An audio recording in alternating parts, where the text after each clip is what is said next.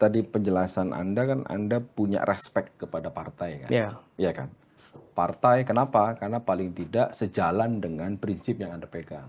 Betul. Nah, kalau melihat sekarang kan orang naif gitu. Karena bagaimanapun untuk kepentingan jangka pendek atau jangka panjang, kadang-kadang partai itu harus disebutnya fleksibel. Nggak lah itu ideologi itu udahlah nanti. Yang penting kita dapat apa dan sebagainya. Ada hal-hal lain nggak yang ya namanya juga titipan proyek ya kan? Anda mengelolanya bagaimana? Dan kalau itu bertemu dengan kepentingan partai atau koleganya elit partai, ada cerita lain nggak selain itu? Ini satu contoh kasus. Suatu saat ada pengusaha yang membawa uang karena dia barusan dapat proyek. Terus kemudian itu ada kepala dinas. Saya bilang, itu tolong panggil Basnas. Lu buat apa Pak? Ya udah itu duitnya kamu terima, foto, bikin itu akadnya dia sebagai zakatnya dia atau infak sodakonya dia. Sudah masukkan ke Basnas. Ya kalau dia memang punya rezeki, terus mau berbagi ya dilewatkan sesuai konstitusi, kan kita undang-undang zakat. Yang penting saya kemudian ketika ada orang miskin, ada yang membutuhkan, oh itu rumahnya mau itu ya tolong dibangunkan Basnas.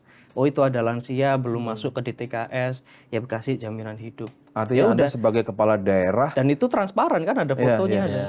Sebagai kepala daerah menghindari betul kepentingan pribadi, Saya dan memperkaya berusaha. diri gitu ya. Karena Itu memang sudah berjalan. Ini baru anak muda. Ini baru anak muda. Ini baru anak muda. Ini orang tua. Tapi Mas Ipin, apa? biasanya sampai ini lucu loh Gus. Lagi mau kuat lapo. Dia itu Aku dadi grogi ngono lho. kagum masalahnya. Dia itu kagum. Masa ono kepala daerah nolak fee gitu loh. Enggak, gini. Kenapa saya menggali itu? Hari ini kan sedang jadi diskusi bahwa satu, etika bernegara itu sedang dalam tantangan yang besar. Kasus di MK. Kita harus ingat, yang harus kita bela adalah bukan soal Gibran anak presiden atau bukan anak presiden. Yang harus kita bela adalah bahwa yang namanya MK itu adalah salah satu amanat reformasi. Kita ingat betul kan? Dan itu perjuangan.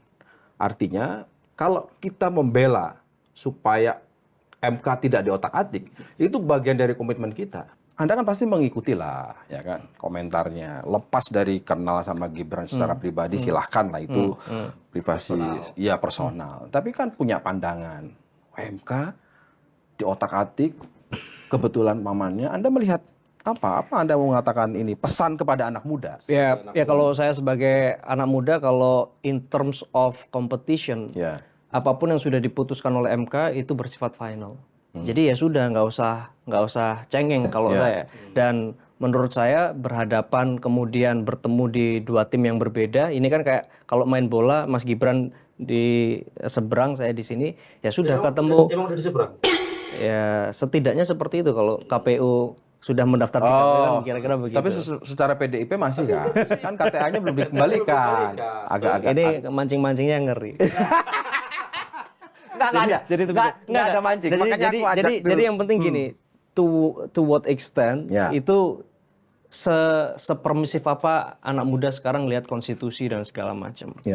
Ya bagi saya mengerti bahwa kenapa sih harus ada demokrasi. Dulu Machiavelli itu ngomong kekuasaan harus dipertahankan secara absolut. Makanya dulu yang ada cuma eksekutif dan militer, army. Jadi kalau nggak defense ya ekspansif. Kemudian mereka berkumpul dengan kaum-kaum bangsawan yang pengusaha, akhirnya muncul plutokrasi.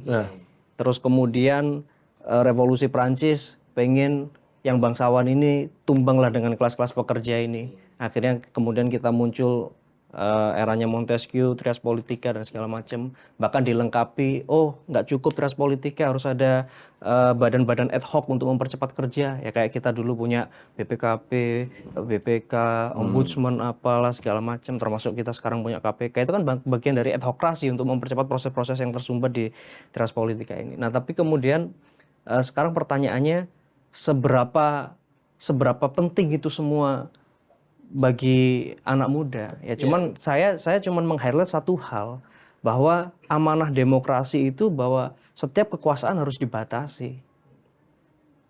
Dibatasi periodenya, dibatasi aturannya dan segala macam. Dan maksud saya rule of the game itu adalah dalam rangka bahwa kemudian menghambat ada satu golongan tertentu yang kemudian memiliki kekuasaan yang terlalu absolut, sehingga kemudian ia kalau memiliki satu satu intensi yang baik. Caca, Anda ini otentik begini atau belajar dulu sebelum kesini?